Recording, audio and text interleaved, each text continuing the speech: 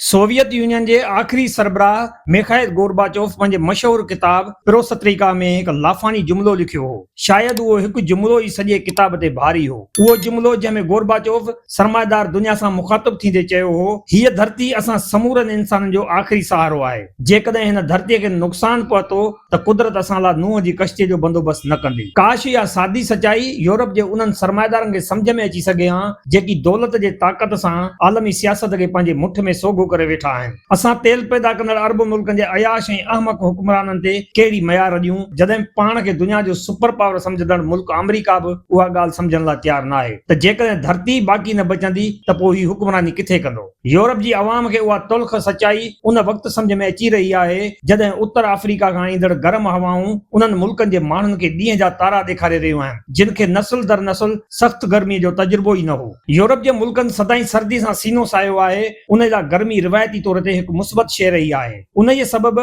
उन लाइ गर्मी मुनफ़ी न पर मुस्बत लफ़्ज़ रहियो आहे। असां एशिया ऐं ख़ासि तौर ते ॾखिण एशिया जे गर्मी सतल माण्हू जॾहिं कंहिंखे चवंदा आहियूं त गरम न थी थधो थी त उन जो मतिलबु उहो ई हूंदो आहे जेको यूरोप वारनि लाइ उन वक़्तु हूंदो आहे जॾहिं हू चवंदा आहिनि हिन जो रवैयो मूंसां सफ़ा सर्द हो, हिन में का गरम जोशी न हुई। उहो ई सबबु आहे जो ओलह जूं हुकूमतूं वॾी ख़ुशीअ सां ऐलान कंदियूं आहिनि हिन भेरे असां गरम बजट पेश कंदासीं। पर मग़रिब जे क्लासिकल अदब में जेको जहन्नम जो तस्वुर पेश कयो वियो आहे उहो ओभर जे अदब वांगुरु भड़कंदड़ बाहि जो आशियानो न पर बर्फ़ानी पहाड़नि ऐं सर्द हवाउनि जो मस्कन आहे। यूरोप खे अवामी सतह ते हिन भेरे ख़बर पई आहे त गर्मी छा थींदी आहे ऐं ग्लोबल वार्मिंग जो उन में कहिड़ो किरदारु आहे। जेकॾहिं गर्म हवाउनि जी ज़द में यूरोप जेको हिकु अधु मुल्क हुजे हा त शायदि मामिलो एतिरी गणतीअ जो सबबु न बणिजे हा। पर जॾहिं जर्मनी, फ्रांस ऐं इटलीअ में गर्मीअ जो दर्जो 50 खे छुहे थो त उन जा रोड जेकी सर्दीअ खे नज़र में रखे ठाहिया विया हुआ उहे बि मुतासिर थियण लॻनि था। उहो हशर सिर्फ़ु उन्हनि 3 मुल्कनि जो न आहे, छा इंग्लैंड, छा स्पेन, छा हंगरी,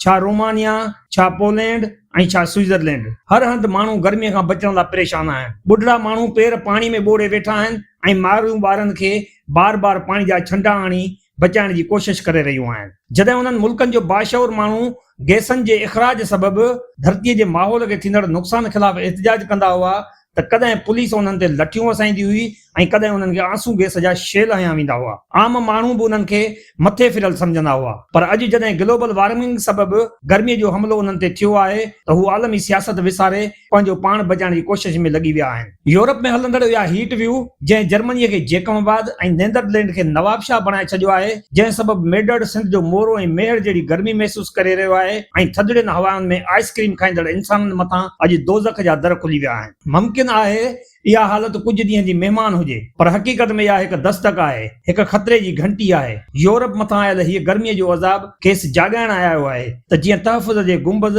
यानी वाटर बेल में हू रहे थो उनखे हिकु गरम झोंको बि साड़े सघे थो। काश धरतीअ खे ज़िंदगी जो आख़िरी सहारो सम्झण जो शऊर उन यूरोप खे नसीब थी सघे जेको सर्द हवाउनि जे वादियुनि में मदहोश ज़िंदगी गुज़ारे रहियो हो ऐं हिन भेरे गरम हवाउनि जा झोंका खेसि जाॻाइण आया आहिनि ऐं चवण था चाहिनि धरतीअ खे बचाइण लाइ पंहिंजो किरदारु अदा कयो, न त इंसान जो वजूद इन धरतीअ तां बाफ़ बणिजी उॾामी वेंदो।